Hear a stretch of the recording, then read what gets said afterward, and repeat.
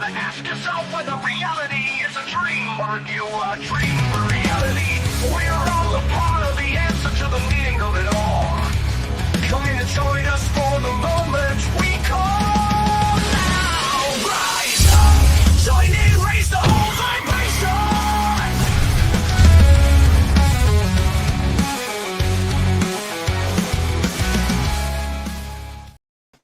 Yo, welcome to the Livestream of Consciousness. I'm a little energetic tonight. I didn't start with my normal hello, but hello. It's Thursday night. It's May 15th. It's 9 p.m. If that makes sense to you, if that's your moment right now, please type in hashtag live. Let the algorithm know you are here with me. This is my intentional moment each week to enjoy life, to create a moment that's my own making, my own intention, and that is the live stream of consciousness. I love to watch podcasts with these kinds of discussions that I'm about to have.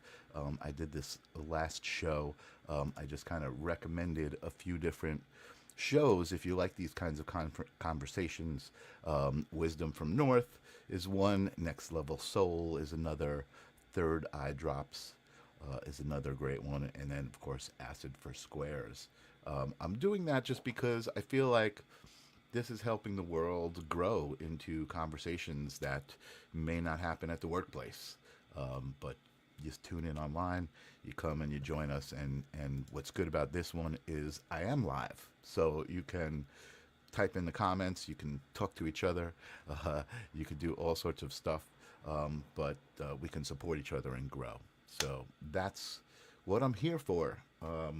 I do like to start the show. I forgot to do this on Holding Space with Jim last time. I do like to start the show with a little intentional moment, alignment, right? Like, we're all here watching. Let's all just kind of get in alignment energetically. And I do that with Sage, my bowl. My bowl is now named Sage. Because I've been saying that it's a bit of a sonic sage. I love the frequency of this bowl. It responds to just my voice sometimes. I hear it ringing when I'm talking near it. It's really amazing. But let's just ring the bowl, taking a deep breath through our nose, feel it as we do it, and then release it and kind of all just land in this moment. So here we go.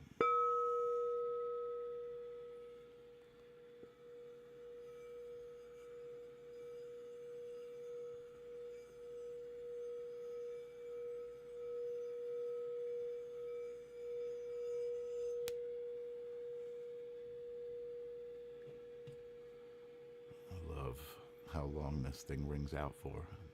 I don't know if you guys still pick it up on the microphone. I turned the echo off. I turned the noise off to try to let you guys hear it. But for me, it's just a clearing. It's a great moment of intention. Let me reset my audio settings so my guest will hear himself well without any echo. Hold on, brace yourself. You may get a little jolt of a volume change as I do that. So adjust yourself. Anyway, here we are. We're aligned. We're in the moment. We're together. I have a new friend who I love having conversations with, so I'm thinking you're going to enjoy this. I met Jim Kincaid. I was invited onto a podcast called TEAMRABBITHOLE. My friend Raphael, who has been on this show before, invited me, and it was just such an amazing conversation and vibration. I think it was just a feeling. It was just like when people who are operating from their heart are transmitting their energy, right? I think it's authentic. I think that it's usually received, and that's why you guys are here every week, and I love seeing you out there. Lily, hey, Brother Jim. Tim is live. Hola, Brother Jim. And Brother Jim, of course, is live here with us. So get ready for a cool conversation, a cool moment. As Ninja Kitty knows, my favorite part of the week, her favorite part of the week. Thank you for being here always. And without further ado, Welcome to the live stream of consciousness, brother Jim. What's happening? What up, sir? Round 2. I saw you Tuesday. Yes. Today's Thursday. It's like a double header. Bong bong. I love how Alex Ferrari says, "Welcome, returning champion, brother Jim." Yeah, what's up? Totally. We're all. Yeah, that's one of the things I call myself. With astrology and stuff, brother Jim, because it's like, y'all, we're like family up in here. I love it. Let's not get too ahead of ourselves. No, like gurus and all that shit. I'm not into it. I love it. And you know what? It's not, it's like kind of like almost like, hey, I'm presenting myself in a way, but I'm also taking a step back. I'm not pretentious. I'm not Father Jim. I'm brother Jim. Right. And I'm an oldest of 4, so like it just feels normal to be like, totally. I'm your older brother, your Good cousin. Yes, totally. So what's up? So what's up? Well, this show is the live stream of consciousness. This is kind of where I started being in front of the camera and talking too much. But you know, I love these conversations. Like I said, I consume a lot of podcasts that are kind of considered I don't want to say higher thinking, but just deeper thinking, you know, just different thinking from the mainstream, like, oh my God, I got to get up, I got to go to work, I got to pay my rent, you know, the 3D, the perils of 3D. A little more fringe. Yeah, a little bit more fringe. So I always start the show with a great question I love because, one, I think there's no wrong answer, and two, the answers kind of all add up and just kind of grow organically. And that question is, what is consciousness, Jim? What to you? What are we even talking about? That's got to be the perennial question, isn't it? I'm not a Taoist, but I mean, they say like, you know, the Tao that can be named isn't the Tao. I think consciousness is probably something we're a part of. How would I even put it? Yeah, where does one go with this? Consciousness seems to be the animating force behind the film that we find ourselves in the celluloid of. There's things like panentheism, which is like all things are made of consciousness. So like in the Matrix movies, you see like, you know, the green script is like not only people but soup spoons and walls and stuff. So it's like that would presuppose something to the effect of like it's all consciousness. I'm not against that. It's like a panpsychism kind of thing where it's like what's not consciousness, right? But then I think there's degrees of it. So like but that also might be very specially centric or whatever, where it's like, you know, humans tend to think we know everything about everything, and you know, think it's all about our perspective of consciousness. I wish I had known you were going to ask that, because I could have come up with something a little better, a little more smart. That's the wonder of that, the joy of that question. I feel like it's like, because it hits you like you're a deer in headlights. Like, oh my God, what is consciousness? But the truth of the matter, abiding awareness, I guess, an abiding awareness. There you go. There you go. I mean, it does hit you suddenly, right? Like, okay, I know what consciousness is. I am consciousness, right? Like, you know, like there are so many different ways to perceive it, and a lot of people talk about different levels of consciousness, right? Like unconscious, subconscious, because right. I still exist even if I'm like knocked out. That's right. So are we talking about local consciousness, like the grand poobah of consciousness, like, you know, that's the Brahma's mind? We're talking about it all. We're talking about it all. What do you think it is? I mean, not to flip it on you. No, there's no wrong answers, right? I love it when people turn it around me. I believe consciousness is source. I believe that the universe is one mind, and we are all fractals of that mind, thoughts, so to speak, right? Like we're an individual thought of a brain that just came up with the idea of Jim or Michael, and just put us out there, and now we're kind of that stream existing on the fabric of consciousness, of the dream. Yeah, or the characters in the dream. I mean, that kind of there's a film my girlfriend showed me, and I don't want to give too much away. It's a pretty good movie, actually. It's called Mr. Nobody. Yeah, great movie. You've seen it, right? And I think some of the conclusions of that were in effect like if people are, I mean, this isn't exactly the whole point of the movie, so I don't want to say this is it, but how do I talk about this without blowing it? Everyone close your ears, hit mute if you don't want to hear this. It's a good movie. You should watch it either way. If you don't like spoilers, close turn your off your volume and we'll give you a thumbs up when we right. Long story short, I think the idea would be like characters in a dream would be substantially convinced that they're a part of the thing to the degree that they wouldn't know how to differentiate they weren't. Same thing kind of happens in Vanilla Sky with the Mhm. psychologist, right? Mhm. Where it's like, there's nothing to prove, the whole brain in a vat thing, where it's like, we can't prove that we're not a Right, butterfly right, dreaming, right, right. or all this stuff. So yeah, when you're like, we're part of an abiding awareness that is greater than ourselves, that we're still a part of in a reflective sense, I think that's kind of what you're saying, like we're Mhm. emanations in the mind of something greater. Mhm. Mhm. That made me think of Mr. Nobody, where it's like, oh well, yeah, so when the dreamer awakens, do I disappear? Like, how does that work? Like, anyway, so I don't know. It's Interesting. one of these, yeah, it's one of these weird things, because it depends on a lot of presuppositions. I know Buddhism, which I'm not a Buddhist, but it's like, there's a lot of flavors of Buddhism, but generally Mhm. speaking, it's like an agnostic or more or less atheist philosophy, which is like, look, there's no deity. You like wake up from the matrix, try to get out of the illusion or whatever. Mhm. I know there's certain flavors of Buddhism which tend to create deity, Mhm. or stuff like that more specifically. Whereas obviously a Christian or Jewish presupposition is like, there's one God, or so it really depends on your presuppositions on how you even approach the idea of like, Mhm. what are we part of and how am I functioning in that Leela, that play of being or whatever. Totally. Totally. Yeah, you're right. Okay, so well, that's good, because that usually leads me to the next question, right? Mm. And um the idea that you're talking about, mm, that how do I put this? Like, so the idea that there's this other part to reality than the three-dimensional part that we're functioning right now, right, and we're expressing to each other right now, and believing is it, right? There's a lot of I like this now, this just came to mind. There's a lot of illusion in the things you're talking about, Buddhism, to the idea that it's an illusion, Mm-hmm, mm-hmm. right? So the idea that it's an illusion, that this 3D is not reality and there's something beyond it. I'm imagining you subscribe to that, knowing that you work with astrology and the tarot and all of that stuff. Well, it's funny you say that. So I've always described the astrology and tarot and stuff like that. Tarot, I like tarot better, but I just call myself like tarot. Um, I look at it as wallpaper within the matrix, in a Hmm. sense. So it's Hmm. like part of the set design. Hmm. I Hmm. don't, if you go up to the movie and you say and action, it's like, oh look, Luke's got a lightsaber and they're on the Death Star or whatever. It's like there's a set and a setting and props Hmm. and things Hmm. that create the setting, so to speak, for participation to even occur. Right. So I don't, at this moment, I don't believe like astrology is, some transcendental truth that's beyond the material plane that we experience. I mean, it might be see, this gets into like platonic ideals and things like that, where it's like, Uh-huh. is there a Libra archetype that's the supernal Libra archetype that bleeds in, and this is a mirror of that? That's kind of a Plato's Hmm. forms kind of thing. Hmm. I don't subscribe to that at this moment. I mean, if somebody does, that's cool, but Yeah.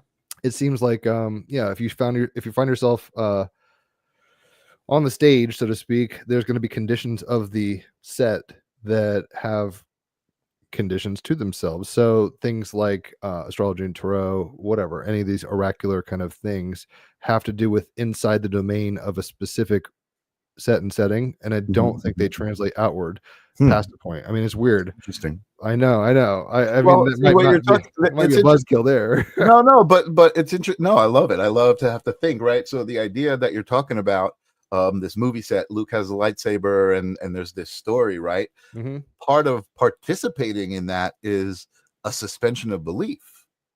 Right. That's what makes going to a film work, or Right. magic, or anything, where it's like, look, you're going to have to engage this with a certain level of perception and involvement with consciousness, as we've just said. Right.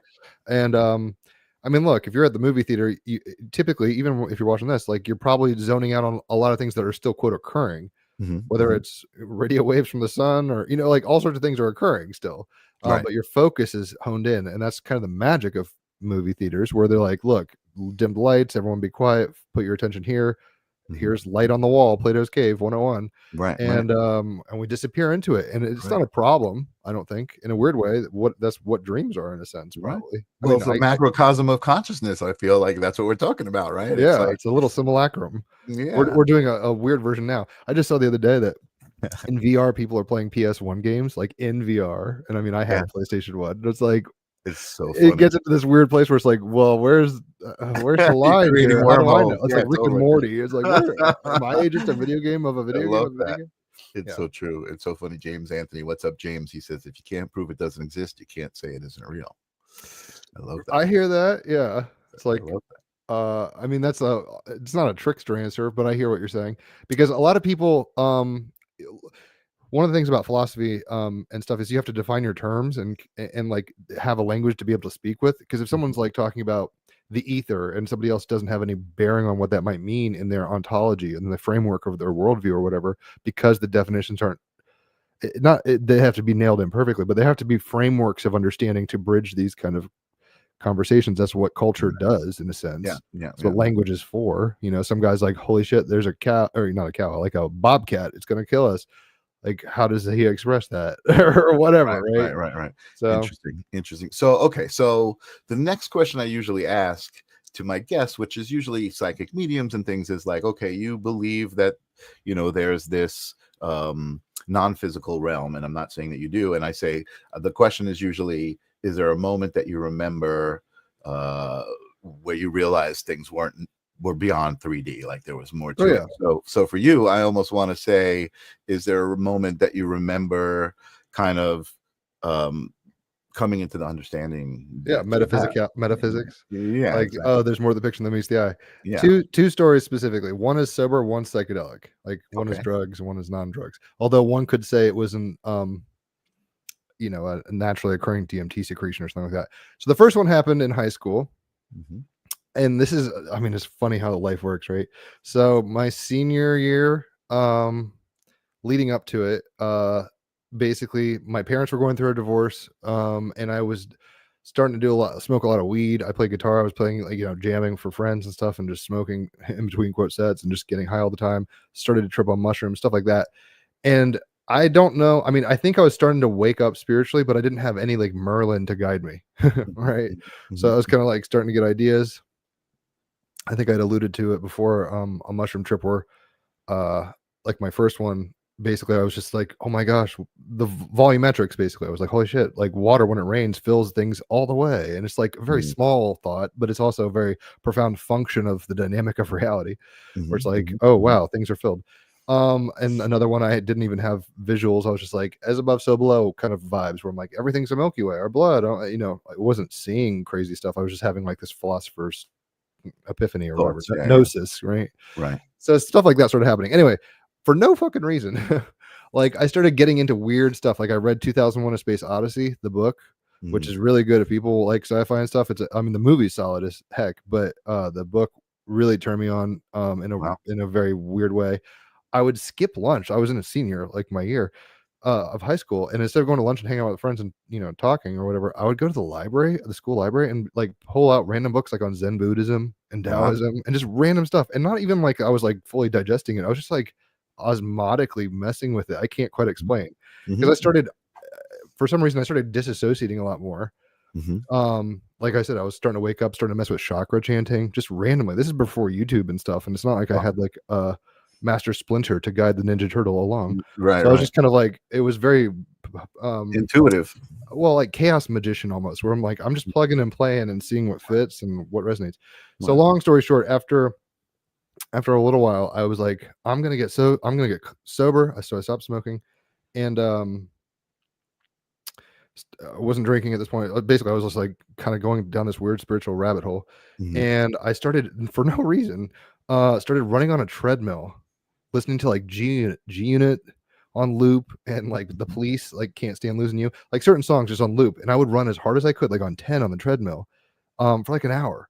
And I would get into this like zone, into this like super focused like zone mentally.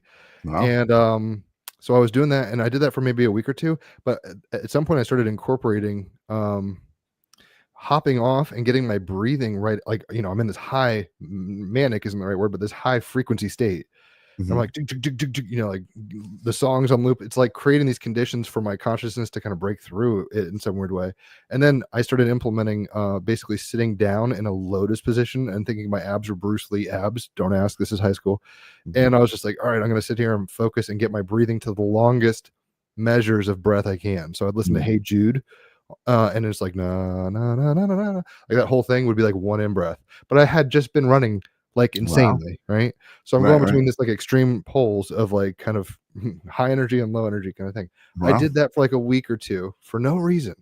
Right? For like, it wasn't like I saw it on YouTube because it didn't exist. Nobody was telling me to do it. I'm gonna say I don't think there's something was led by the spirit is too strong, because it wasn't like go do this. Right. You know what I mean? So but you did. Intuitionally, I was like, I'm gonna do this. Like, right. It's science. It felt like science a little. Where I was like, what if I do this? What if I do this? Right. So I start doing all that, and like, I mean, basically, at one point, I was listening to Alan Parsons' Project. They're great. He produced Dark Side of the Moon.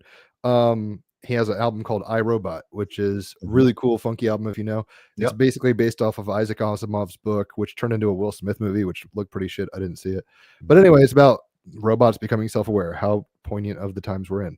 Anyway, I'm listening to this thing after running really hard for like an hour. I get off and I'm doing the long breaths, and I'm sitting there and listening to this with headphones like this, and I'm laying on the ground, and all of a sudden, my body pops up, my astral body.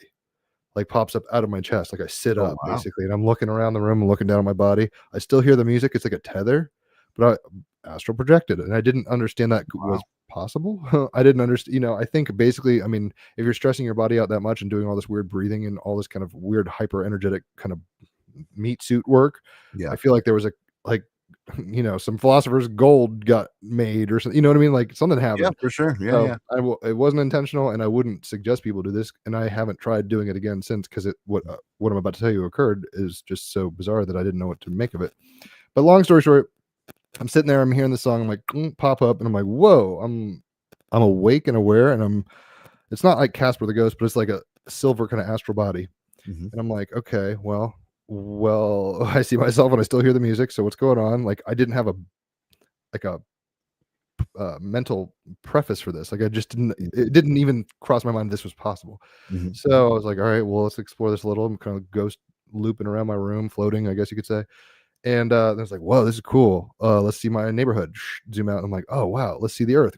And I'm like, how far can this go? And basically I went, I don't want to say it like fourth dimension. I don't really know how to put it, but it felt like something. If you've seen Tron, the new movie Tron, not the one that hasn't dropped yet, but the one with Daft Punk doing the soundtrack. I forget what it's called. Tron Legacy, I think. There's something called the Outlands, which is like this kind of dark amorphous thing, but you can definitely see it in Eastern kind of like Taoist kind of art, where it's like misty mountains kind of. So I was in this like zone where it was like misty mountains, basically like that. It wasn't very substantial, but it felt like I was in a space, like a psychic vibrational space. Wow. And I'm just sitting there, I was like, what the heck? I still hear the music. At this point, it's kicked into one of the songs where and this is like almost like which comes first, chicken or egg. So I'm hearing music, and in the album, the robot is basically pulling a howl where he's like losing his mind. So it's this cacophonic choral group doing like crazy stuff. It gets there in a second, but basically that part of the album. So I'm sitting there and I'm chilling, and I was raised Christian, right? But at this point I wasn't like religious, you know, I wasn't like hardcore or anything. I was just kind of culturally aware, and I pay fucking attention. So it's like I know things, but it's not like I really participated. That you get what I'm saying? It's like I was like, all right, I'm a Christian. Like, you know the lore, culturally, the lore. I knew the lore. So I'm sitting there, and I'm in this weird space, and all of a sudden I see this dude walking up, and he looks. It's not like he's glowing or any, you know, angel annunciations or anything, and he looks Middle Eastern more or less. And he walks up, and it's Jesus. Now, is this like an internal Jesus? Is this the actual dude? Like, I'm not even going to argue that. I don't, because the other story I'm going to tell you in a second is on DMT is like, what is an archetype? What's a reflection of like, what is going on? Anyway, so I'm sitting there, and the music's kind of starting to get intense, and it's getting like cacophonic. Like, it sounds hellish. I can't quite explain it, but it's like in the album, the robot's literally like fragmenting his mind. Like, he's losing his mind, and he's like, I'm self-aware. I've lost my mind. So I'm sitting there, and I'm hearing this crazy, crazy fucking music. And basically I'm in this, you know, mountainside thing, and he's chilling next to me. And I look down, and it's like the most writhing, inky, dark blackness, almost like an animated black hole. Like if a computer ink was all there was, and it was splish splashing. It was just like abyss kind of vibes, like something I didn't want to be a part of. I'm looking at it, and I was just like, what the heck? And at this point, I'm like, what is going on? Because I wasn't, I'm just a high schooler fucking around with my headphones. Like, Right. this was not on the agenda for the day. Right. And basically, I'm just like, like at an existential level, I was like, that's not something I want to go be a part of. Basically, Right. is the best way to put Intuitively, it. kind Yeah, I of. was just like, oh no, that's a dimension I don't want to mess with. And Right. basically, he looks at me, he's like, I went there, so you didn't have to. And I smash back into my body, and I'm sitting there, and I'm like, what the fuck? Wow. I take off the headphones, and I mean, I'm never going to proselytize. I don't care if people even believe in the historicity or not of Christ or any of this stuff. Like, I'm not going to trip on that. But the idea is, if you were to take the whole kind of idea of Christianity with like atonement and like, whatever is going on with the theology, I got the condensed form version of that, basically, where it's like, look, this is what was avoided on behalf of yourself by my work or whatever. So but at that point I was like, what the heck? I stopped running. I stopped doing all that stuff because I was like, mind numb. I was like, I gotta smoke some weed. I was like, that was too much. So I abandoned. Yeah, I know. It was like a Gnostic kind of moment. But it was heavily Christian. And I've always been like, how much of my cultural, like if I'm steeped in certain tea, am I gonna have tea stains all over me and just see, I don't want to write it off as like psychological, but at the same time, I'm not, Yeah, but I think there is a, I mean, if you the lore, right, or whatever, I mean, I think there are allusions in that lore to good and evil kind of thing. So I mean, that to me, I'm just hearing like, okay, that was evil, right? That was or just the absence of God or the absence of consciousness. Yeah, the shadow, maybe your shadow self, right? Because when you told the story to me, I mean, I don't know if you were telling it like I died for your sins kind of thing, like I went there so you didn't have to, but I felt like it was personal to you, like it was your higher self, an aspect of you that was like, okay, I've experienced these things, and you don't have to go to the basement. right almost just saying, this is what like you're feeling my presence right now, like, so like what it feels like, so don't go there if you don't want to feel that presence. That's definitely a psychological lensing of it. So I mean, it was enough for me to be like, there's more of the picture than meets the eye, right? When you're like, how did you know there was a metaphysical? Now, was that personal mythos? Was that cultural? Was it transcendentally accurate and true beyond, like, was I witnessing another entity, et cetera, et cetera? I don't know. And I don't really push people on that, but when I tell Christians that, they're like, what the fuck? When I tell normal people that, they're like, that's bizarre.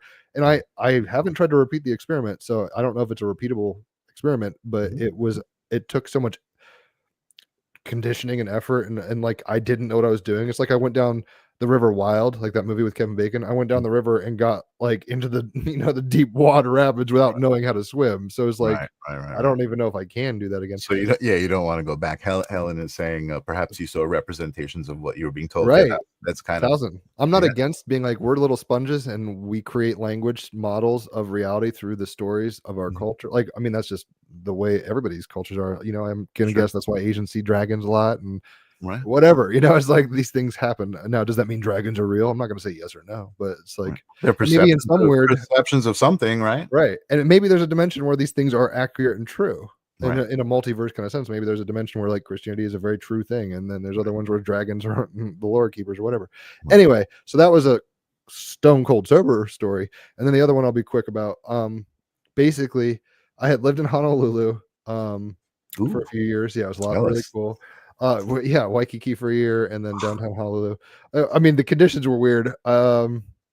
It was just an interesting time. I flew there with my brother, who's a drummer, and I'm a guitarist, and we were just like, well, why don't we go to school? Like, let's get as far away from America as we can. And it's like, well, how about there? Because it's still technically America. Yeah. So we went with one-way tickets, no like real plan, made it work like real quick. So jealous. Yeah, no, it was a time when I could do that. Now, I mean, I could still do that, but my girlfriend's not like on that wave. Yeah. So it was a bachelor kind of like drinking, heavily kind of mode. Anyway, but Hawaii, I mean, for me, and not to interrupt you, but the energy, Hawaii, I went totally different, and it was spiritual. I mean, it was the energy there was insane. Tell me your story, and then maybe I'll tell you. I'll just tell you real quick about. We can talk about Hawaii because I'm not going to forget the DMT thing. But I've wondered this because locals call it mana or something like that. Like, there's a different kind of energy they're talking about. There's like obviously it's very Asian. It's in the middle of fucking nowhere, but it's new Earth. It's like volcanic new Earth. So it's got a very different kind of like I don't even want to say magnetism or something like that, but it feels like it's just got something different energetically, and that sounds so woo. I haven't been to Sedona. I imagine it's something a little like that, where it's just like something's different about this place. Yeah, yeah. So anyway, I had lived there for a while, and I flew back to the States and crashed with my dad and my brother in Richmond, Virginia, where I grew up, where that astral projection story happened. But he was somewhere else at this point. This is after the divorce and everything. So he was in some townhouse, and I was delivering pizzas, and I was just like drinking 4, tall boy paps every night and smoking bongs. Like I was just like totally bachelor. Like I don't give a fuck. Like it was just like Beavis and Butthead coasting, right? Right. So and I'm always going to be kind of like trickstery or whatever, but like it was very indulgent and just kind of like listen, that's a modality to be the dude about it. It was the Big Lebowski mode, 1000%. So anyway, so I'm delivering pizzas and stuff, and I'm smoking weed and selling it to smoke it for free or whatever. And I'm just kind of getting bored, I guess you could say. So I hit up my dude one night. I'm like, I don't want coke or heroin or anything like that. And like I had done acid before, and it had like really freaked me out. I love LSD now, but like at the time, like it was just like basically I went to a concert and I took 2 hits and I was like, whoa, and I walked out of the concert and I was just like out of my skull. So not a fun time particularly. So, and I had smoked weed. It was just like a clusterfuck of a fill. Anyway, so I go to my dude and I'm like, do you have anything like harder, but not like hard, like hard drugs? And he's like, oh, here, you can have some DMT. And I'm like, I've heard Terrence McKenna talk about it, like it's just lectures and stuff, and so I understood intellectually it was like Mount Olympus of psychedelics. But for some reason, I thought I was just going to do it, and it was going to be like Van Gogh vision, like mushrooms, like intense mushrooms or something. Okay. So he's like, "Here you go," and I was like, "All right, thanks." So it's like this like orange little crystalline situation going on, and I go home. It's like 2 a.m. after because I had basically did my pizza deliveries on a Tuesday night or whatever. And I could go to him to score, and then I'm like, all right, I guess I'll just do this tonight or whatever. It's like that kind of situation, because I'd heard it's like the businessman's trip. It's like in and out operation, 5 minutes kind of thing. So, and I don't want to rant forever about drugs. I get not everybody's into them, but this is a profound. You asked, I think it's important that people like that's what I'm about, like sharing experiences, right? Like, hey, what do you know? What do you know? Let's all share it so that we can figure it out. You know what I mean? Fill in the map, fill in the gaps, and my experience is not the truth. I'm definitely a Sun and Gemini about it. Yeah, so I'm not like this is how it is, but it's it makes me question a lot of things. So because this is what you asked originally. So anyway, basically I go home. I'm like, all right. I imagine it was like 2 or 3/10 of a gram kind of thing. But basically I put it on top of some weed, and I was like, I just know I have to hit it and hold my breath, because Terrence McKenna was pretty explicit about like, hold it. So I was like, all right, I'm gonna do this. I put in earbuds or whatever, had headphones on at the time of listening to Philip Glass's Kayana soundtrack, because I was just like, oh yeah, I'll just listen to some minimalism, I'll just see like whatever. I was just so underestimating what was going to occur. So which is maybe for the best. It's a little like the other thing where it's like, if I had known I was going to astral project, would I have even done it? Right. So it's just jumping out of the plane being like, oh, I guess I'm skydiving now. So basically, I put it on the thing, I toke it and hold my breath, and like literally within about a second, I'm like, I get the psychic kind of ping where I'm like, a tsunami is like energetically coming. I just know internally, intuitively, I'm like, oh shit, kind of vibes, right? We're like, whoa. And I'm not going to lose my breath over this. I'm holding it. And all of a sudden, from like the lowest perceivable frequency, it's like, and it's like basically that's what they call it, blasting off, right? Yeah. So it hits this high frequency, and all of a sudden I'm collapsing to my knees, looking up at my ceiling fan light, and it turns into a Sahasrara chakra. Basically, it's like splintering into a million lotus petals. It's like, and I pop through it, and as soon as I pop through it, this is all open-eyed by myself, I should say, right? And I'm not suggesting anybody do this, because I've smoked DMT since, and I've always got like someone with me, and I haven't had I never would have even thought of doing it by myself. I've never done it, but I don't think I would do it unsupervised. I was just like, fuck it, let's, but so all of a sudden I'm like, it's almost like a double vision where it's like I can see my room, I'm in my room, and I'm overwhelmed kind of like sensatorially, because I can see like another dimension. Like it's almost like Lord of the Rings when he puts on the ring, but instead of having like one or the other, it was like both at the same time. Or it's like, whoa, I can see through the reality. Right. Like I'm in my room, but I'm also in a subterranean temple. Like it has Wow. like Enochian writing everywhere or something. And I'm just like, what the fuck? Because I had no readiness for this. I had no bearing. So basically I'm sitting there. I rip off the headphones at this point. I'm like, whoa, as cool as Philip Glass is, I was just like, I can't handle that. I'm touching my heart. I'm being like, am I dead? Like, did I just lose my mind? Like it felt like death, but not in a bad way, but more or less like, I mean, essentially when you do this, it fucks with your pineal gland, and that's the dream juice center. And when you die, you secrete the stuff naturally. So it's like, I think, overload that circuit, and you're walking through the veil, so to speak. Right. So Your physical self is not. I don't know. I mean, because I was still, it's not like I was sitting there being like, like I was like, whoa, like in my room, like, what's going on? So I'm looking around and I'm like touching my heart, being like, I like in my mind, I'm like, did I lose my mind? Am I dead? Like that kind of thinking is going on. This is T minus like 2 seconds, 3 seconds after breaking through. Yeah, because it's like it only lasts 2 or 3 minutes. But anyway, I'll give you kind of a clock. So basically, I look over, and I'm like touching my heart probably, and there's this Mesoamerican kind of like Aztecian Mayan looking frog, the size of like my torso, strobe lighting. It's like, and it's basically it's like looks at me. It's like, you're not dead. Stop freaking out. But quit smoking. You're killing yourself. And at that point, like I was smoking like an eighth a day, or smoking weed. Like that's why I got this in this situation at all. So I mean, I was like doing drugs, right? So immediately, yeah, no, I was smoking mad weed, like gravity bong too. So it's just like chimney. Yeah, I told you I was a pot zombie.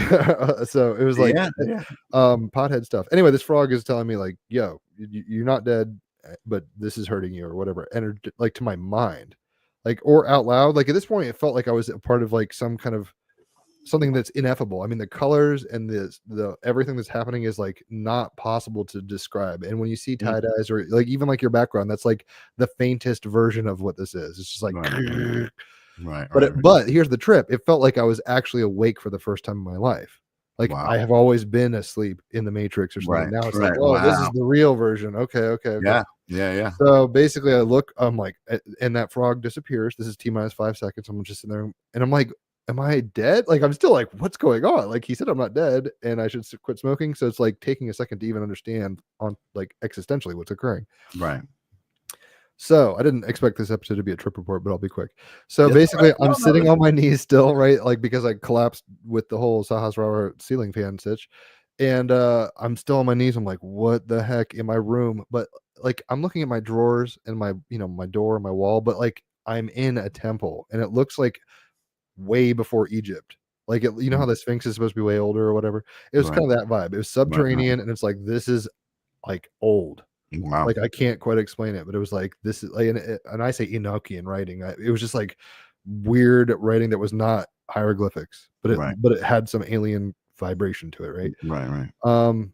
And basically I look over to my bed and there's these balls of light, and I would call them like conscious, I guess, like sprites or something.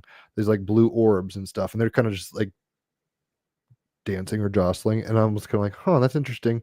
And then it's, I mean, it was like, in and out operation where I'm just like, okay, cool. What was that? T minus 8 seconds, 10 seconds, whatever. And then I look across my room, and standing in front of me is like a 12-foot tall fucking Egyptian deity, basically, like the body of a man with the head of an animal. Oh my God. Correct. And I was like, what? And it's looking at me, and it's like Guardian of the Threshold style stuff where it felt like I was in a club. Like it felt like I'd come to a club or, whatever, a turf energetically. And it's like, basically it was looking at me and it scanned me psychically. Like I could feel my essence being like barcode red. It was like, and I was like, and I can't do that back to it, basically. Right. And I should point out, it's like the most masculine, brooding, like heavy Plutonian, Saturnian kind of like bouncer at the club, like, where's your ID kind of like vibes. Right. And it basically, to my mind, it says, well, at first I'm just getting the vibe. It's like, like, who are you? What are you? Like kind of vibe check. And I'm just sitting there and I'm not saying anything or doing anything. I'm just like kind of flabbergasted. And this is T minus 10 seconds, 15 seconds or whatever. I'm just like, what is going on? And basically it's to my mind, it was not out loud. It was like psychically. It was like, I know you're, I scanned you. I know you're a Christian. Like say what you got to say or whatever. Say the code. And the only thing I said during this whole trip was Jesus is Lord or some weird Christianese like that, right? And as soon as I said it, it went from this deep, like dark, like Anubis kind of energy, right?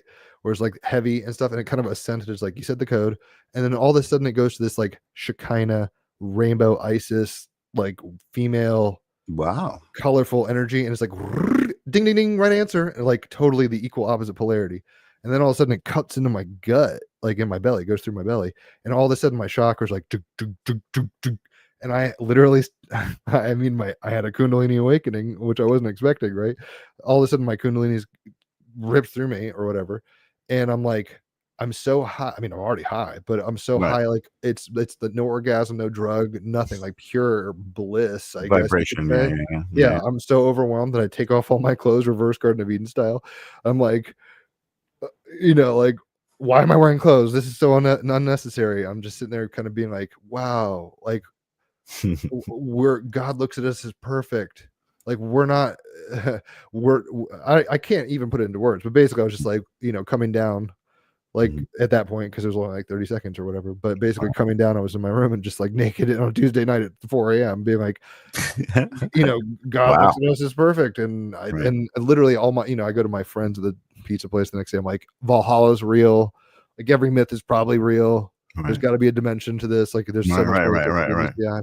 So those are the two stories that kind of, one's sober and one is not at all sober. Right. And those are the kind of the experiences that made me, I mean, it's cool to be like, hey, maybe there's more. I want to believe X-Files stuff, but this was like existentially in the soup of it. Like I was in the shit, like in the Vietnam style. Like I was like, I was there, well, you definitely were changed by those alchemized, for sure. And so now, at that point, were you already kind of doing astrology and tarot? No, not 0%. Not at all. I was aware as a Gemini, like a sun sign thing. And the hilarious part is, if I think it was 11/11, like November 11th in 2011 when I did the DMT or something. It was like 11/11 portal kind of thing.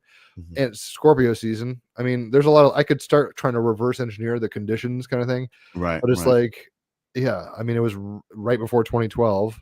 Right. And that's really when I started waking up more to like Alan Watts, Terrence McKenna, tarot, astrology. So anyway, do you believe that there was like a global element to that in 2012? Well, I mean, okay, so we're shifting gears completely now. So I know that in a Baktun sense, like the Mayans, right? We're like, okay, look, this is the fifth age. Like we got this thing dialed in with clocks, and once the galactic centers crossed, I mean, it's like an astronomical event that occurred more or less. Right. It's not so much like woo. It's like, hey, we're crossing the galactic plane in a new way, and that means different kind of photons are going to hit us from the galactic center in a different way, and whatever. Yes, I think that's a threshold. I mean, if people look back for the past decade, I can't even believe it's only been 13 years. It's felt like many lifetimes. I mean, even since COVID, and that wasn't that long ago.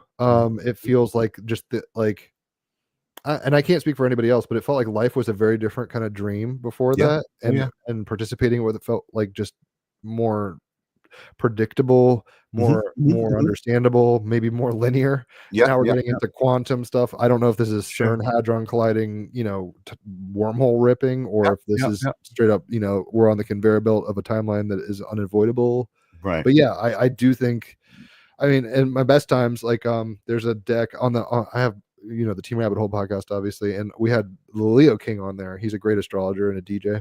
This is a while ago during the COVID stuff, probably 2020, 2021. Anyway, at the end of it, it was a 4-hour podcast, which is like the longest one we had. But at the end of it, I was reading, I don't have it on me, but there's this Mayan card deck that I had, and they were kind of talking about like the rainbow children and the sun runners, and you guys are, the galactic light is here. It just had this beautiful like story to it, where it's like we've asked to be part of an alchemizing moment where like spirit is becoming aware of itself through materiality, and it's like that kind of shift. Like, this doesn't always happen. It's not a guaranteed thing. And now you've Right. initiated into the philosopher's gold mode, or, that kind of thing. Yeah, So yeah. it was like 2 or 3 pages. I read it. So if people want to hear it, they can go hear it at that. I'll try to find it and maybe post in the comments after this.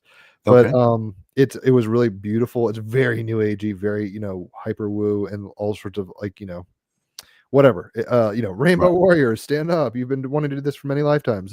You've Right. asked to come here. All the hurts and hangups and all this stuff are like, these are not mistakes. Like, you're Right. here to, like, the more like, we've forgotten this, and we're light bringers, and the light bringers are going to be in the densest places, resonating to alchemize the collective in those pockets. And then at some point it's going to be a fever pitch, i.e. like 2012 type stuff, to the degree that, like, now the machine's momentum's here. We can't, terminal velocity is coming. Right. We Right. can't Right. avoid this. Right. So I'm getting I goosebumps think just thinking about I it. think I'm that not we're here. at that. Yeah, I mean, I think that's where we are right now. If we were to Correct. look at a chart, because you said it really well. And I think there are a lot of people that feel the same way.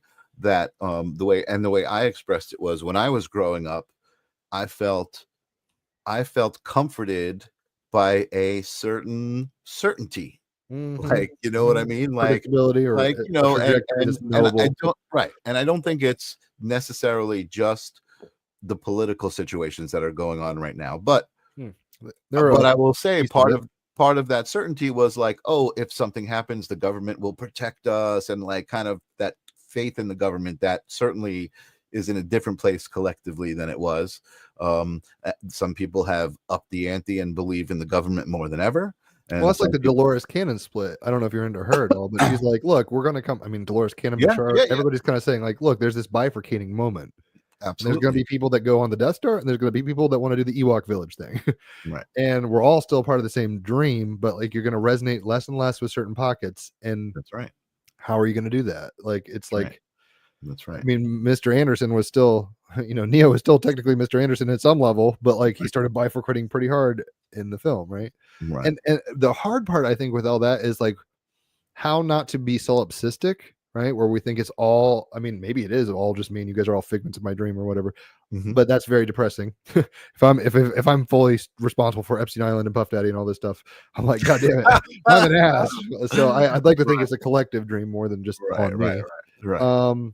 But how do we graciously go? I mean, this is the Buddhist thing, right? The compassion. How do we go about because even in Buddhism, there's this sect of Buddhism is like, there's the Bodhisattva, which is like, I'm going to come back and forgo nirvana. And I'm telling you that there's the light, walk to the light or whatever, like that kind of trip, like get out of the muck, go that way. And then there's the Arhat, which is like, everything is exactly in the right place. Like nothing, if you want to play that game, you can, it's not necessary. Like there's nothing that can be improved upon. Yeah. It's like, it is what it is.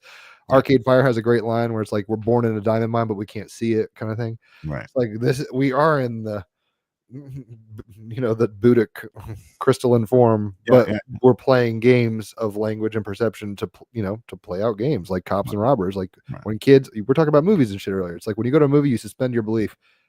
The DMT kind of made me realize we've suspended our belief either by choice or not. I couldn't even tell you. And we've entered into a dimension of corporeality that feels, it's like a full-on VR.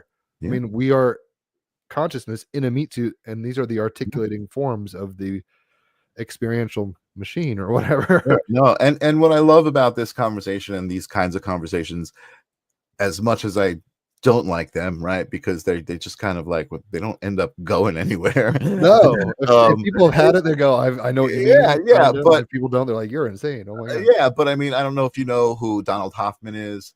No, Donald Hoffman is a guy who comes from the scientific background, neurology, and studying the brain, and kind of very early kind of being involved with like the idea of AI trying to replicate what the brain is doing.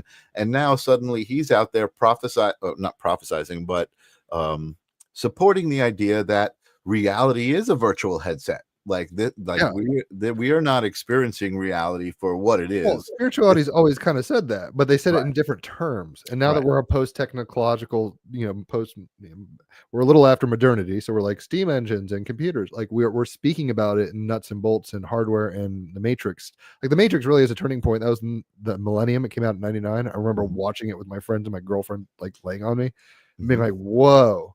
And I mean, yes, we've had Plato's cave, but this was a suspension of belief and an entering into a new mythos that made it on so many levels, whether it was Occupy Wall Street kind of stuff going on at that point, because that was right around 9/11. Yep. I mean, there was just so many levels. And then at the same time, you don't want to just be this like, I mean, how would I put it? It's easy to be a nihilistic brat who just hates the man. It's like, how can you be aware of the change necessary and be part of the change instead of just being a commentator who is cynical and says, trust nothing. It's like, well, I'm trusting English to verify my thoughts to you now. I mean, I understand. I get sometimes with Raphael on this stuff because he's really into Tartaria and history resets and all this kind of stuff. And I'm not going to speak for him. He's a Libra. But he gets to this place where he's almost, and I've got to say this carefully because he's my friend and my co-host. Where I feel like he says, he doesn't say this, but he has this energy of like, trust nothing that we've been told. Right. And I don't think I mean, if there's a fucking ice wall and the earth is flat kind of thing, which I don't prescribe to that idea. All right. But if that's the case, it's like, we are so far gone. And that, like, we're playing with sandcastles while Rome is burning over there or whatever. So it gets tricky. And I don't think the idea is to be disempowered. It's a paradox because I think we need to know how small we are in the scheme of things. And yet we're so contingently important and embedded that, I mean, paradox is the only word I could say. It's like Mr. Anderson is nothing and he is the one. Oh my gosh. So yeah, I'm rambling, but the idea is see, so again, I feel like this is important, and I love doing this because I do see a lot of people out there, especially with how easy it is to do something on a platform like this, expressing all sorts of different ideas, right? Which is perfectly in line with the astrology. Like we're entering the age of Aquarius. So themes, high weirdness, technology. The internet is an extension of our psyches, like in a Marshall McLuhan sense. So it's like, this is perfectly not predictable, but like understandable. Right. But so we're coping. I think the reason that you and I hit it off so well and why we love talking to each other is because we're kind of aligned vibrationally, right? And I think to be more specific about that is the idea of good and evil, right? The idea of light and shadow. And being able to, like when you were saying maybe dragons exist and kind of saying the word maybe, you say the word maybe the way I say the word maybe, right? Yeah, I'm not going to rule out possibilities, right? From the heart, not like, oh, maybe, like, right. No, I'm not but facetious like, about it. Like, I would love to be shown that as a fact. Like, I don't know it's a fact because I haven't seen a dragon, but damn, I would love to see I saw a dragon once on acid during a blood moon that looked like the thing from Spirited Away. It was like a white kind of gold dragon. Wow. And I mean, yeah. So what? I mean, dude, I was on drugs, but at the same time, I was like, I've met my dragon, right, or something. I mentioned to you earlier, but you could see it kind of.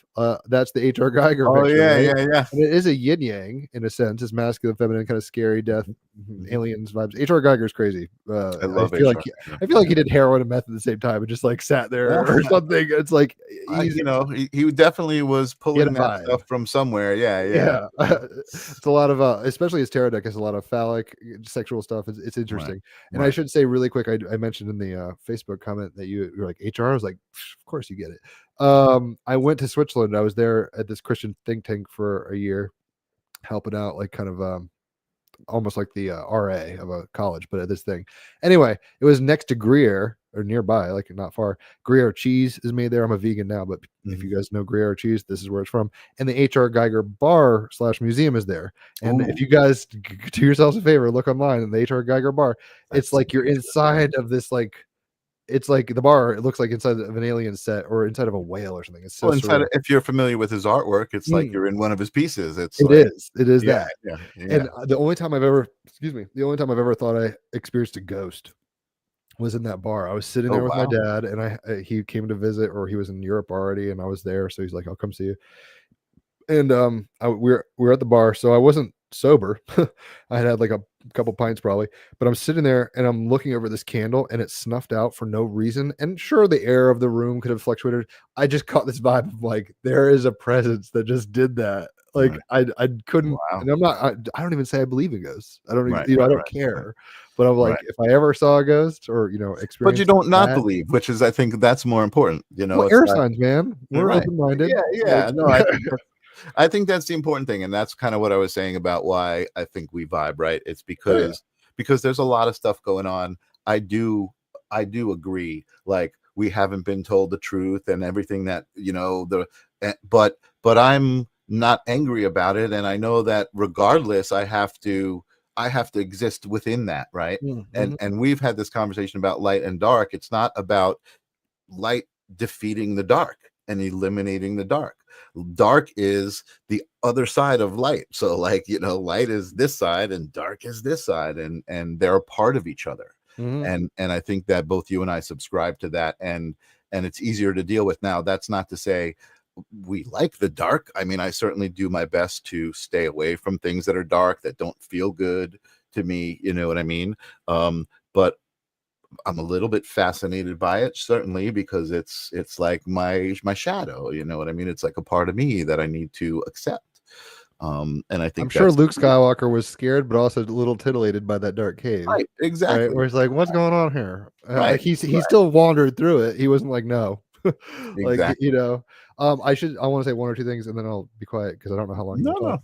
But we're good. in high school, I play guitar, right? You play bass. In high school, I had all these multi effects pedals, right? I had like individual pedals, and my dad made this board, and it was cool. So I had like my wah and overdrive and all these pedals, and on Amazing. with like mailbox, lettering. Yeah. I put the word possibility on there because I was like, anything's possible. Hmm. You have to experience it. So Yeah. when we talk about dragons or whatever, it's like I don't sit around like, and I got to be careful how I say this. It's like Frank Zappa said it really well. There's a market for everything, right? So it's like if Right, you're right, into right. something, you're going to be into it, whether it's light or dark. I mean, there's people who are like take pictures of my feet for a living or whatever. Like there's a market for Epstein Island shows you this. There's a market for Yeah. everything. Yeah. So if your thing is dragons, I'm not saying it's like upset you. I think dragons are cool, but they're not like my linchpin of ontology or something like that. Although I've heard, tale from New Age people and stuff is like these are the guardian keepers. This is the kind of serpent mythology at an archetypal level in a certain frequency band. Like I'm not against that. Hmm. Like, am I running around expecting to see like Loch Ness monster with wings? Not particularly every day, but if it happened, Right. I'd be like, hell yeah, this is Right. cool. Like, I mean, I'm open to it. Totally. No, So, I think that's great. I think that's important, and I feel like I remember coming up with these ideas. Like, I channel these thoughts and make little memes, right? And one of them said something about the universe is expanding. Anytime you come up with a thought, mhm. it didn't exist before, and now that thought exists, so the universe needs to accommodate that thought, so it's expanded to because now it exists. Now something that didn't exist before exists, or maybe it did. There's the idea of the energy of things, of ideas and thoughts that exist, and we're just tuning into them, Mm. right? So that maybe somebody else thought of that idea, but I just now tuned into that same frequency. But Well, I think that happens in cultures a lot, where you'll see various people in different parts of the world. It's kind of a noosphere is the idea, or in Mhm, Rupert Sheldrake, I've had him on the podcast, but he has mhm, this idea of morphic fields, resonance fields, where it's mhm. like, how do all flowers know how to do this genetically or Right, whatever? It's just like there's a habit within the framework of the energy of the universe that tends to move a certain way. And sure. I mean, that sounds really magical and weird and woo and stuff. But on the one hand, Terrence McKenna was like, when you think you're thinking a thought, you're actually listening. Right. Right. So it's like, Yep, yep, yep. who's the person thinking so it gets into this thing where we're just conduits of like the Sure, universe experiencing itself, quite frankly. And then the sure. other thing might be with the Bashar type level where it's like, non-existence doesn't exist. There's no, anything that can't exist does in some Right. multi-dimensional. Totally. And when we think multi-dimensional, we're like, oh, maybe there's like, Freaky Friday. There's another version of me. It's like infinite parallel universes means we can't even fathom. It's like, oh, Right. look, there's the next one over. It's like just the letter J is like 2 degrees different. And then, like that kind of thing, all the Right. way to where it's like, oh, fundamentally different and alien to our ability to even comprehend, possibly. Yeah, no, totally. Listen, this is what I love. I love, like, just talking about these things and contemplating them, and then just, you know, I think what happens is new things, kind of new ideas come, and I I just had one. Oh my God. Oh, so it was, I'd heard this before, but I had never really knew where it came from. And it was a guy named Penrose Oh yeah, who mathematician. who said we didn't invent math, we discovered it. And Right. and it's like, holy crap. And now that's the sentiment that's out there about AI. There are people who are saying, oh no, we didn't invent AI. We're just like now coming to the technological point where we've tuned into it. Sure. You know That what I wouldn't mean? surprise me, because Yeah. it gets into language and cultural barriers. Good. You mean you were raised religious? It's like, I've said this before with you. It's like, look, let's say you have a burning bush moment. How do you translate that to other people? Right. Like, if there's truths that are bigger than the culture can apprehend, how do you move forward in the evolution of comprehension? It's in steps. It's lisped at best. Like, Right. there's truths that are so big that, like, I mean, this gets tricky because I believe in evolution. Although, I mean, I know, some people like Raphael and stuff are like, that's so stupid. It's a psyop, blah blah blah. And I'm like, okay, well, I don't know if we come from Atlantis. I don't know any of this stuff. I don't know if there's an ice wall. But in terms of evolution, it's like, it makes sense to me that, like, the conditions of the movie set had to get to a certain place for the ability for this meat suit to hold the bandwidth of the conduit that we are doing. Yeah. Right. If that I makes agree. sense.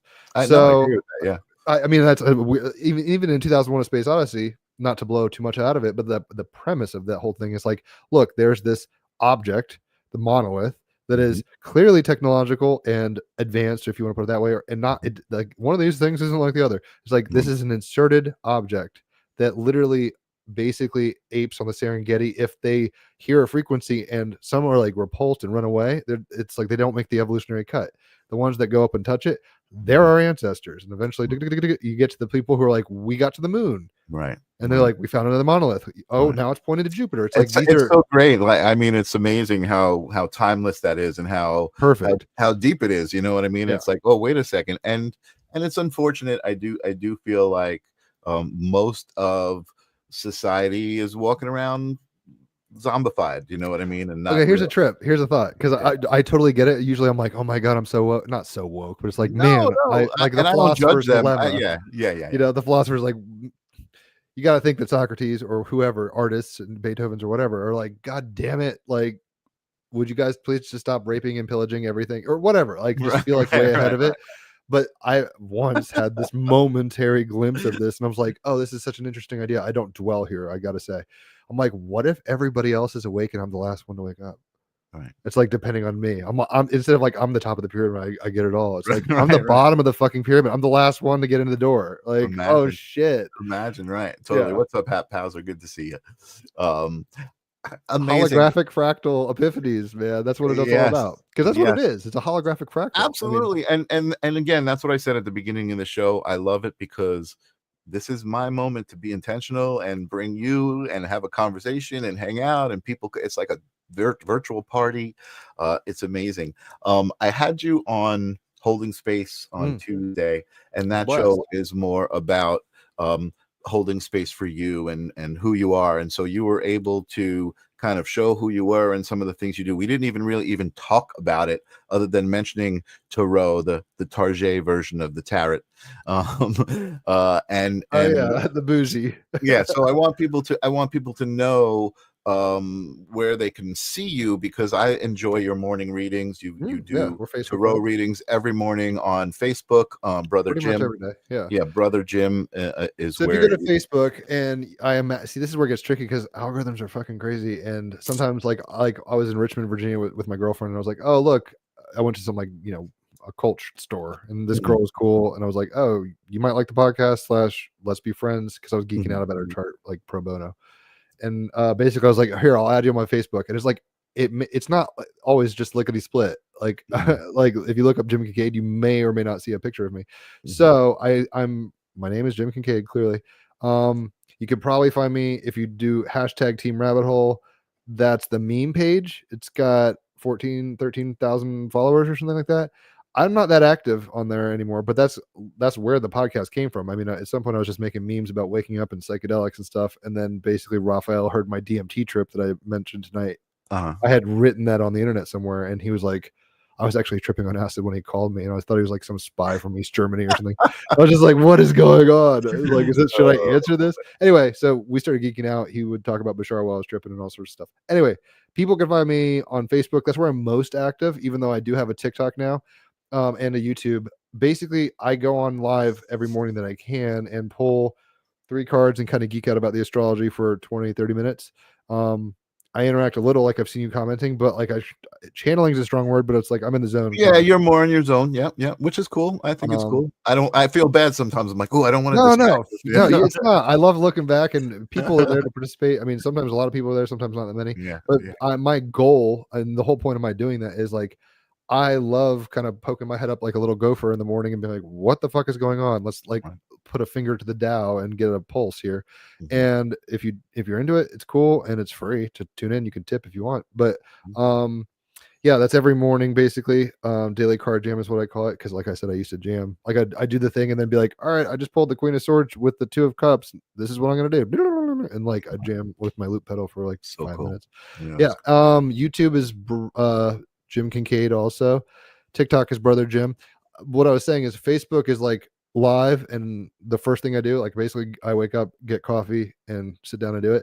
And then after that, like after that's loaded and stuff, I go on and re-record a 10-minute kind of, it's the same thing, same cards, but it's like a little more quick, a little more condensed for TikTok, Instagram, and YouTube, because that's just the limit there. I'm not, as soon as I get 1,000 people on TikTok, I'm at like 970 or something like that. I can go live on there. I don't have anybody following me. I think you're going to be really successful there, because one of my friends, Minty May, who I've had on the show, he's an amazing reader. He's been doing it since he's 5 years old, taught from his grandmother, like really, really, really amazing. Like you would love him. You would love Minty May. I gotta I'll check it out.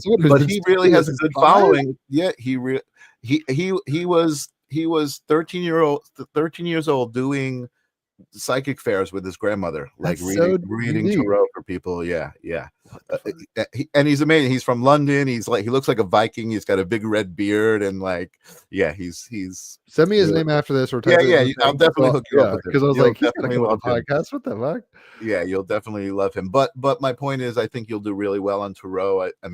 On TikTok, because I think there's an interest there for energetic readings and people doing things that are sometimes considered woo, but I think the authentic people really cut through. You know what I mean? So, and I find you to be really authentic. Do you feel like you can give us a moment? I can do that. I should say of the morning. When I started waking up or whatever, Instagram wasn't barely a thing. I didn't really mess with YouTube, because once COVID hit and stuff, Raphael and I were doing the podcast, and he was like, we can't talk about this stuff on YouTube. He continued doing his YouTube thing, so he's got followers, and Andreas is my friend. So Andreas, Exertus. I introduced Raphael to him to each other. But anyway, the point is, there's some things I just didn't get much on, so that's why I'm mostly on Facebook. But I was basically, I think I mentioned this last time, I look at like the posts I make is like hyper sigils. So like if you like humor, memes, quotes of the stuff I'm resonating with or whatever, you'll just find it interesting and funny, and that can translate to other domains, but I feel like Facebook, it works the best. So anyway, you want some cards, you're saying? Yeah, let's wrap this up with the energetic reading. Do you want any particular tarot, animal, crystal, alien, fairy? What you feeling? I want you to feel what you're feeling. Okay. Let's do, I mean, I'm looking, it's not that exciting, but it's a good deck. Crystals, the stone deck. Yeah. It's got some sassy, basically every morning I pull a main tarot card from this deck, which is here. I'll just hold this one up. I mentioned last time. Hold on. Yeah, let me make you bigger here. Here. All right. Well, he's been on the podcast a few times. David DeAngelis. This is the David Bowie Starman Tarot deck. That's like my main drug of choice. So I pull a card from there, and then I pull a clarifying card from my spirit like Halloween store tarot cards. They have them, and these are kind of cartoony and Halloweenish, but they replaced the zombie ones that I had told you about before, because somebody was like, that's so low dimensional, so 4D, don't do it. Like kind of made me switch gears many years ago. So I just kind of plus I lost the other deck, so I'm like, whatever, I'll just keep doing that. And you know what, it's interesting to me, I've come across, not to interrupt you, but I've come across people who are very, very particular about that low vibrate, right? Like, so cursing or mentioning certain things, like I've had to actually change things up on the podcast just to accommodate somebody because of that. And I do, because I'm very respectful. You're a Libra with a Venus conjunct sun, so you're gonna I be nice find it, about I it. just You play find it nice. interesting, you know, like it's like, you know, one of my things in life is control. Like, what? Why are you trying to control shit? Like, there's Yeah, I no hear you. way you're going to control shit. You know what I mean? So it's Yeah. like going with the flow is my thing, but Well, and with that's that, what I some do. people are spiritual. I mean, look, egotism can enter spiritual domains in a Sure, sense, if you want to put it that way. So if absolutely. someone's like, "Well, my shit doesn't stink, and I never go that way," it's like that's where they're at. That's what they're playing with. I could probably look at their charts and tell you why, Right, right, or right, right. whatever. It's like, all right, Right. I'm a Sun and Moon Gemini with a Jupiter in Aquarius and a Leo rising. It's like Yeah, I'm playful and I yeah, yeah. don't give a fuck. But but I'm not mean. I'm not like just you know.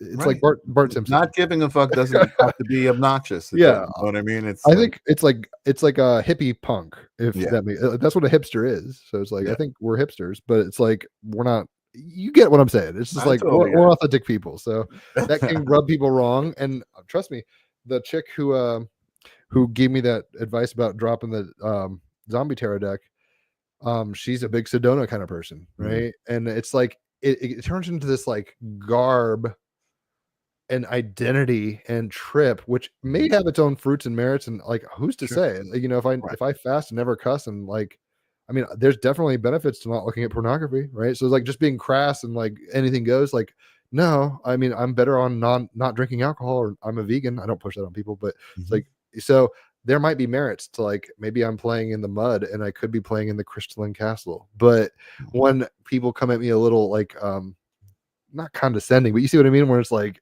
Mhm. how dare you? It's like, I don't know. It's a very Grant Morrison kind of chaos magic energy where it's like, figure out what works for you. Like, I have a dream Right. weaver. I talk about Christian mythology all the time, even though I'm not Mhm. practicing, because it's like Right. Bible stories that resonate archetypes enough where I'm like, Sure. Yeah, yeah, we can yeah. walk on water. Okay, blah, blah, blah. All right. Anyway, I'll shut up. I know you want a card. You're like, Jim, hurry up. No, no, no, no, dude. I love talking to you, man. I think it's great. I love the energy because it's real, and it's like, again, it's like you're not afraid to bring up the dark, but you're not pushing light or dark on anybody. You know, There's a you're place for just both. yeah, I mean, exactly. some of the coolest things I'm whatever, like Marilyn Manson's got some cool songs, like The Beautiful Yeah. People. That's a great track. I used to love horror movies and gore, and I love Yeah. that shit. I mean, I carried around literally the VHS tape for Evil Dead 2.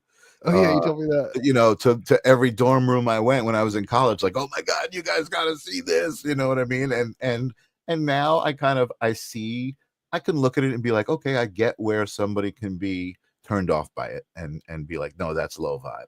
And again, I'm not turned off by it. I'm not as turned on by it as I used to be, You've because I've kind changed. of, Yeah. I've kind of gone through it. You know, I used to listen to Pantera and Oh Slipknot boy. and all of that stuff, and I still can appreciate that stuff, but it started to carry a heavier vibe for me, and it See, wasn't. so they're not wrong. Like I No, understand. Like if all I did was look at H.R. Geiger art and look at Slipknot videos, I right, would probably right, be right, the very. right. But look, I'm an avid Warhammer 40K. Like I've read 40,000 pages literally. Like it's Mhm. taken a few years, but like I don't know if you're into Warhammer 40K or know I'm anything not. I about it. know about it. Yeah, yeah. There's Holy a lot of cannoli. memes about it now. Yeah, it is. I mean, like if on the surface it's like army men from space that butcher aliens, and there's like chaos gods that are insane and all this stuff. It's it's the most Shakespearean stuff. The story arcs and the archetypes are Yeah, almost more replete than Tarot to me.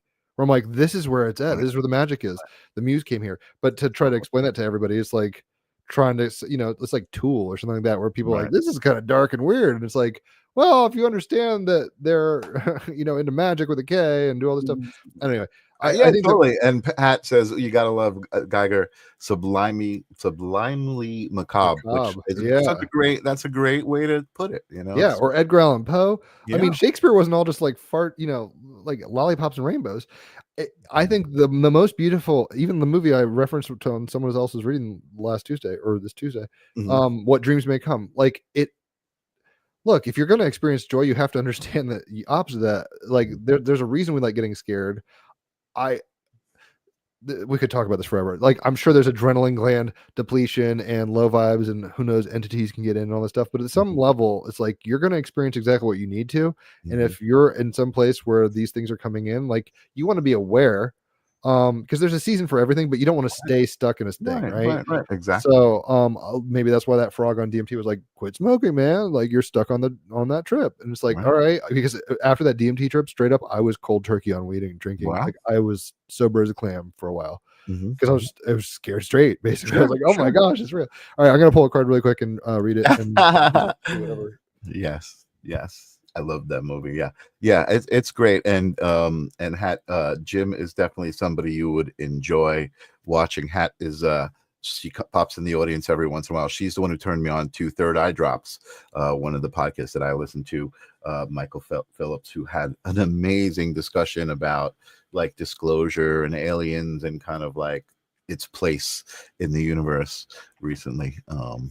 So stuff like that is funny because I think we're similar in that we don't have a vested interest in something where we're connoisseurs of novelty. So it's like, yo, I'll go into a comic book store and look at art. That does not mean I own a shit ton of comic books. Or, I'll go watch Cloud Atlas, but that doesn't mean all I have to watch is sci-fi. You see what I mean? So it's like it's playing with a lot of things, and there's a place for everything. There's a place for sound bowls and only essential oil scents. Like my girlfriend's way into like healing like that. Yeah, I'm not even against it. I think it's the most beautiful. But at the same time, I heard it today in Bashar because I go on these long walks, and if I'm not, like, when I work out, it's to Daft Punk, Justice, like hard music to trance out to, but like on a bike riding 22 miles an hour or whatever. But on the walks, it's like I want to maybe, and in the hot tub, I digest more. And today I heard basically, the question and answer part of the Bashar Daryl Anka stuff is really what fascinates me, because it's like pushing back. It's like, how applicable is this? Like, is this the rubber hitting the road? Like, where is, if it's going to fall apart, it's going to fall apart when the congregation's asking questions of the preacher or whatever. Right. It's like, no, don't ask that. It's like he addresses everything. And the thing, somebody's like, oh, what's the point of life or something like that? It's like, to be yourself. Yeah. And that's going to be this amorphous hot lava lamp kind of thing. There's the river's never the same twice, but everybody's going to be coming at it. And that's why I love astrology. Holler for a reading if you ever want. You're coming, light is pure, and it's coming through the dark side of the moon prism and splintering in a very specific way. And that's what we are. So there's a time and a place to be, and it's not the same for everybody, but there's a time and a place to be like way into Goosebumps books as a kid. You see what I'm saying? Like, absolutely. And not everybody's going to be picking it up, but this is where vibe attracts tribe, and people can geek out. Yeah, it's whatever. All right, so this is the stone deck. I love it. It's a little sassy. This is rhodochrosite I've pulled. So if you own this, plus 5 points. But rhodochrosite, you can quantumly entangle with this. I always say that's with the stones, because guess what? That's just the nature of the Tao. Like, if you see it, you can be part of it. What it is: rosy red to chilled rose pink. Rhodochrosite is the go-to stone for the bent and broken-hearted. Who needs it? Anyone grieving or really needing to grieve a major loss, a relationship expired, or an outdated idea of self. Where to put it? Against your chest while you breathe through your heart, or slide a favorite piece into your bra, if you're wearing one. When to use it? It's got some sassy little hipster kind of I love that tongue-in-cheeky things. When to use it? When your heart hurts, you can feel all the feels, even the most painful, and still be gentle with yourself. Let rhodochrosite remind you that this too shall pass, and you, especially you, absolutely will heal and love again when you're ready. Soften your heart. And I think, honestly, I was hearing some John Cleese thing where he's talking about playfulness and how it's about openness and, all sorts of stuff. Softening our hearts is really what allows these kinds of conversations to occur. If somebody comes in with a dogmatic prism and they're like, fit the mold or else, that's what religion and politics tends to do. It tends to be like, here's the trip, and are you in or you out? It's like, and there's a place for that, or else it wouldn't exist, right? I understand that. But at the same time, I can't speak for everybody. I imagine people listening to this are more on the wave, but it's like, the more you can soften your heart. I'm a sun and moon Gemini, right? It's like, be the child, be curious, let curiosity guide you. Some days, like when I was in high school, I had a girlfriend I took to prom or whatever. We went to some haunted hayride thing that had a Halloween barn thing with like people with chainsaws that were cut off, just like the scariest thing. I had my eyes closed the whole fucking time. Like she was leading us. I don't know what's going on. I was scared to death. I used to be scared. I don't like those things, and I have they're a lot of friends who act in them and build the props, God. and like I'm totally been behind the scenes, and I still don't like going through those things. It's just like, but look, but I'm so glad I did, because it made me understand a flavor of reality that I wouldn't know any other way. The trip with this is, I mean, you could argue that's what Epstein Island people are doing or whatever. It's like, we're just tasting flavors of the rainbow. It's like, all right, well, that's their karma, and they were going to have to deal with that and all that stuff. So the whole point, I'm rambling, but soften your heart. And I think when you soften your heart and let curiosity lead you, you're going to have to be responsible for the decisions you make and understand there's consequences to, it's not, if you hurt somebody, there's consequences energetically and otherwise. You're hurting yourself. We can get off into all these new age kind of tropes or whatever, but the idea is, if we could soften our hearts, we can enter in so much more magic. Like Disney, why is Disney such an effective tool? It's like capturing your imagination, like the Sword and the Stone. It's like all these dudes are like, I can do this, I can do this. It's like the meek inherit the earth, and that's really the softened heart ones are going to laugh the most. Listen, everybody leaving the theater after watching Rocky, right? I mean, it's just like everyone's like, anyway.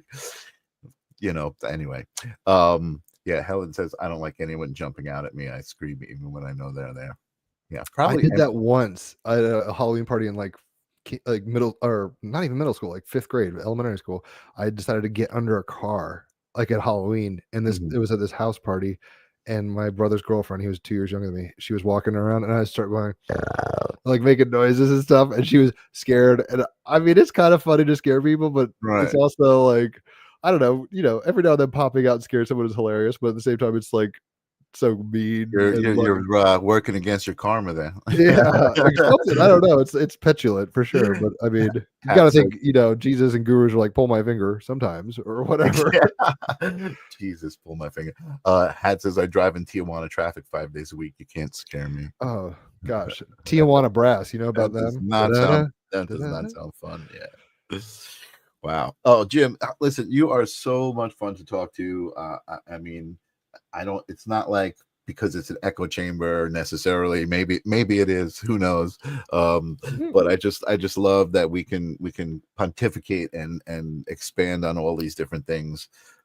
So I really appreciate you being here. I'm looking forward to being your friend into the future. You're my buddy. We got a jam. You played me. We didn't really talk about it, but it's like music's what's up. That's what I mostly do. Like that's awesome. I would love that. I don't know if we can do that like virtually, if you have any sort of like lag free. We can figure it out. Software. I mean, even if I'm like, yo, give me an idea for a song, I'll write some chords or whatever. Here's the track. Absolutely. Let's do it. Let's definitely do it. Yeah, totally. I'll talk to you in life or whatever. Yes, Herb Alpert. Tijuana Brass. My mother had that album. Yeah, I remember that album as well. Totally. Thank you, Brother Jim from Ninja Kitty, who has been here since day one. Thank you, Ninja Kitty, Ninjutsu, for being here. My husband has it hat. Oh, hat. My husband has it hat. Yes, the Tijuana Brass. I remember the vinyl. It was in my parents' collection for sure. Hat saying thanks, guys. Yeah, Jim, thank you so much, man. We're definitely gonna have to do this again. We're definitely gonna have to connect IRL, and we'll take it from there. I'm gonna put you in the green room. Do you have any parting words of anything? Any specific? I mean, I'm just regurgitating what I heard today, but it's like, I really do think when I heard Daryl Anka channeling Bashar say the point of life is to be yourself. I mean, cut scrapes, the good, the bad, and the ugly. You're here to experience it, and it's not like you're gonna be a stationary point that's like, oh, I got it. Nothing. Oh, cool. I'm on top of the pyramid now, and I'm not gonna move. I love that addendum to that. Like, you're here to be you, but that doesn't mean it's transitory one answer. Yeah. I love that. That's beautiful. Beautiful. Like, look at any story. Darth Vader was Anakin. Yeah.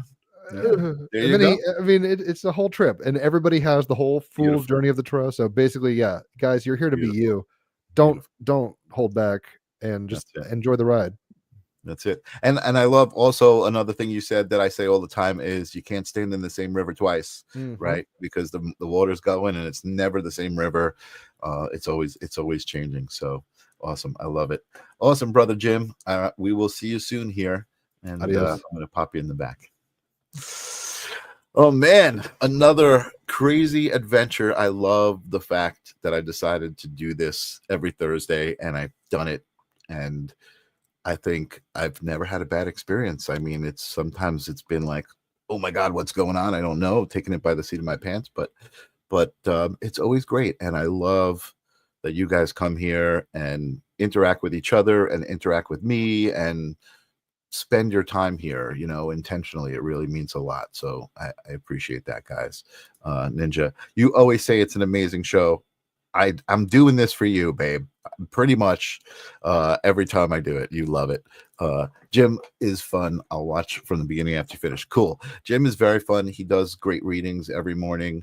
Very knowledgeable, and again, I say very knowledgeable, but it's like not pushing like, hey, this is what I know and this is what it is. It's like, hey, here's some things I know, maybe they'll resonate with you, which is, I think, very authentic, and I love that vibe. Anyway, I don't know what's going on over the next couple of weeks. I do know I've got a couple of cool guests. I was on Lara Starr's show, and she had, oh my goodness, what the heck is this? Randall Smith, amazing guy, coming up in a couple of weeks. I do have some good guests coming up. I just don't know when they are. So you're going to have to take a shot, and you're going to have to gamble and tune in on Tuesdays to Holding Space. Tune in on Thursdays to the Livestream of Consciousness.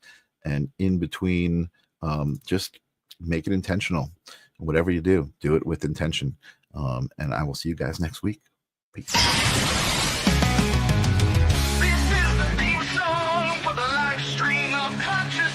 Gotta ask yourself whether reality is a dream or you a dream or reality. We're all a part of the answer to the meaning of it all. Come in and join us.